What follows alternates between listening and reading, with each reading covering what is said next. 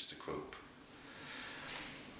Well, interesting, because I think I wasn't alive in the 19th century, but I think Dickens probably had me in mind at the time.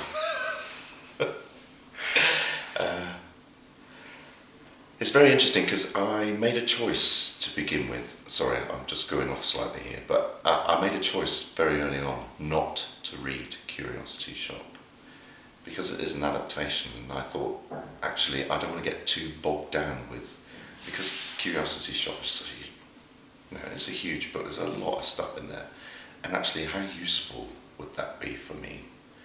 And I thought, because it's an adaptation, I'll just approach it as a new piece of work and not be influenced by this book. Although I am aware now of the description of Quilp by Dickens, and I've seen images, and he's this, I suppose he's a dwarf that's twisted and gnarled, and the description of having boggle eyes and stuff is he is a horrible, evil creature.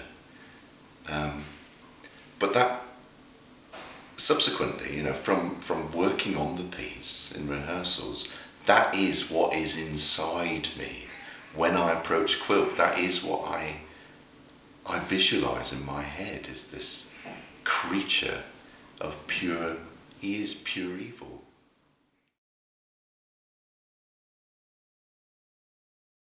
And every action he does is carefully thought through, and he's there is a purpose for everything that he does. He uses everybody. I mean, I don't believe he's got any friends. There are moments in there when he calls his mates up and stuff. They're not his mates. They're people that he knows, and he constantly uses people for his own ends.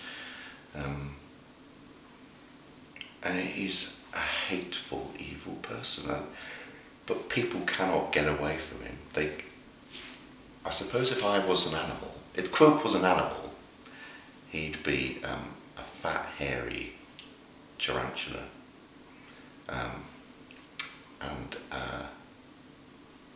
The thing I like about spiders is that there is a plan, and they construct these intricate webs.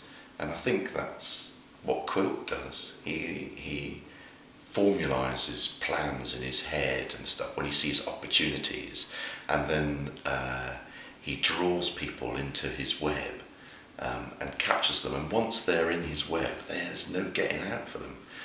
And he'll wrap them up in his thread, and then leave them until he's ready for them for the next bit of evil plotting that he has to do. Yeah. And when he's finished with them, he just discards these dried up husks because there's no life left in them. That's exactly what he's like, and he is just horrible. I'm sure you could smell him as well, actually.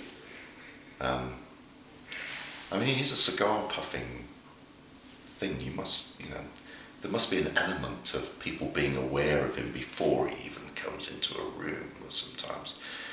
Although he does have an ability to hide in shadows and just appear at the wrong moment for certain people, which is good. Yeah. Very scary, evil man.